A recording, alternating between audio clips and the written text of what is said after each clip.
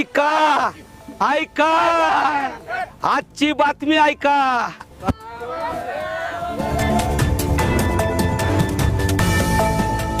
नमस्कार शेतकरी मित्रांनो, आजच्या सर्वात महत्त्वाच्या अपडेट आपण पाहणार आहोत। गेल्या 48 तासात कृषी क्षेत्रात खूप मोठ्या घडामोडी घडल्या आहेत। कुठे कांद्याचे वांदे झाले तर कुठे सरकार कर्जमाफीवर मोठं विधान करतंय।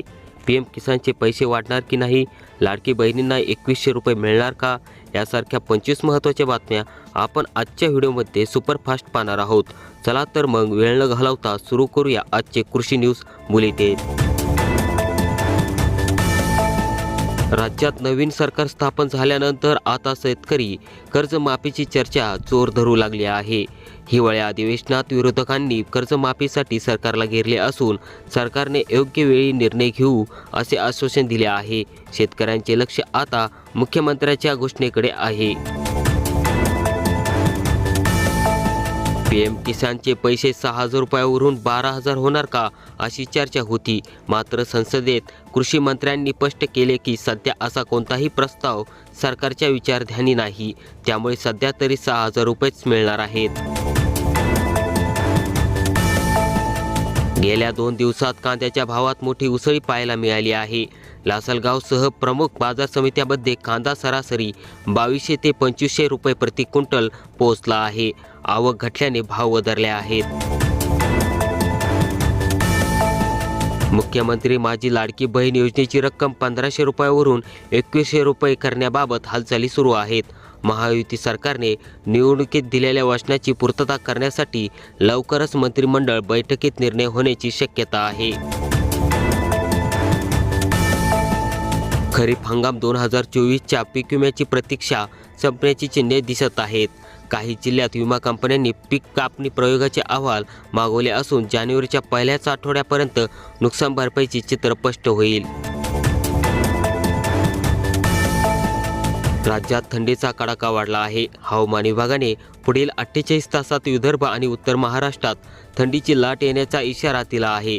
द्राक्ष बागायतदारांनी बागेची काळजी घेण्याचे आवाहन करण्यात आले आहे। आंतरराष्ट्रीय बाजारात सोयाबीनच्या दरात किंचित सुधारणा झाली आहे। लातूर अकोला मार्केटमध्ये सोयाबीनला 4600 ते 4800 रुपये प्रति क्विंटल भाव मिळत आहे। हमी भावापेक्षा हा दर अजूनही कमीच आहे। गेल्या हंगामातील कापूस आणि सोयाबीन उत्पादक शेतकऱ्यांना जाहीर केलेले हेक्टरी 5000 रुपयाचे अनुदान अजूनही अनेक शेतकऱ्यांच्या खात्यात जमा झालेले नाही। तांत्रिक अडचणी दूर करून त्वरित पैसे जमा करण्याचे आदेश कृषी विभागाने दिले आहेत। दुधाला प्रति लिटर 34 रुपये भाव मिळावा यासाठी दूध उत्पादक शेतकरी संघटना पुन्हा आक्रमक झाल्या आहेत।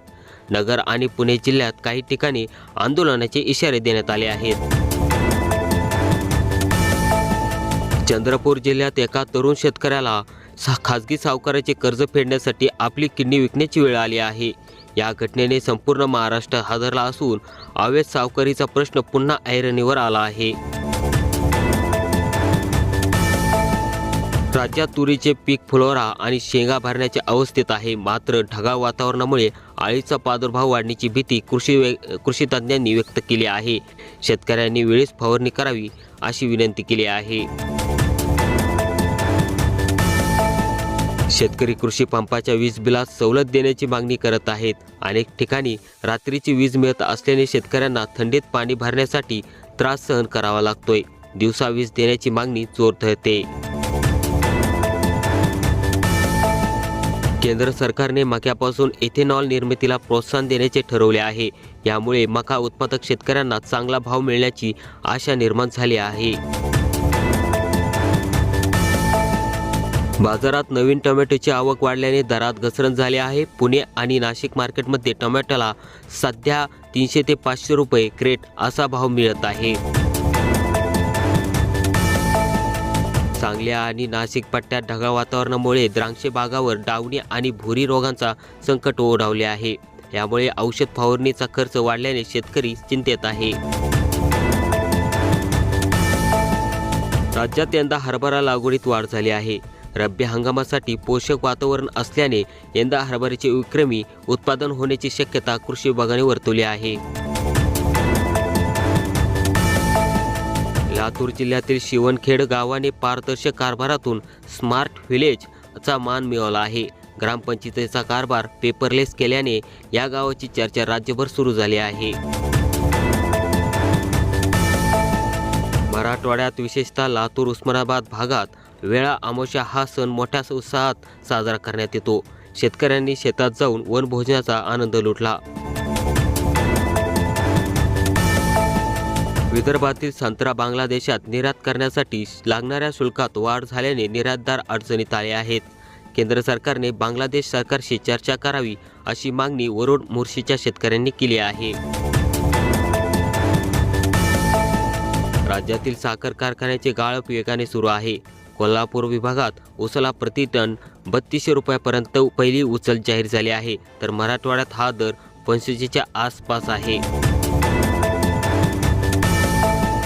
जळगावच्या केळीला उत्तर भारतातून चांगली मागणी आहे.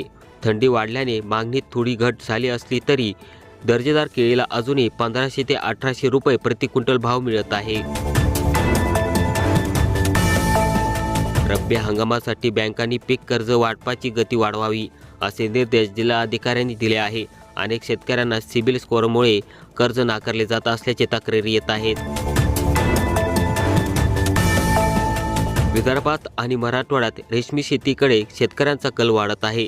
शासनाकडून रेशमी शेडसाठी मिळणारे अनुदान वेळेवर मिळावे अशी मागणी होत आहे.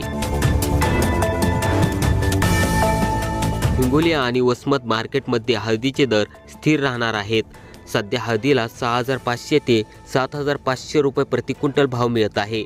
वायदा बाजारात तेजीची शक्यता वर्तवली जात आहे. आनंदाचा शिधा योजनेचे वाटप काही ठिकाणी रखडले होते, ते आता सुरळीत सुरू झाले आहे. रेशन दुकानावर बायोमेट्रिक प्रणालीत अडचणी दूर करण्याचे काम सुरू असल्याची माहिती मिळाली आहे. तर शेतकरी मित्रांनो, या होत्या गेल्या 48 तासातील महत्त्वाच्या कृषी बातम्या. तुमच्यासाठी आजचा महत्त्वाचा प्रश्न, तुम्हाला काय वाटते, सरकारने सरसकट कर्जमाफी करावी की 1 लाखापर्यंत? तुमचे मत खाली कमेंटमध्ये बॉक्समध्ये नक्की लिहा. व्हिडिओ आवडला असेल तर लाईक करा, आपल्या शेतकरी ग्रुपवर शेअर नक्की करा. अशा ताज्या अपडेट्ससाठी चॅनलला सबस्क्राईब करायला विसरू नका. भेटूया उद्याच्या नवीन व्हिडिओसह. तोपर्यंत राम राम, जय जवान, जय किसान.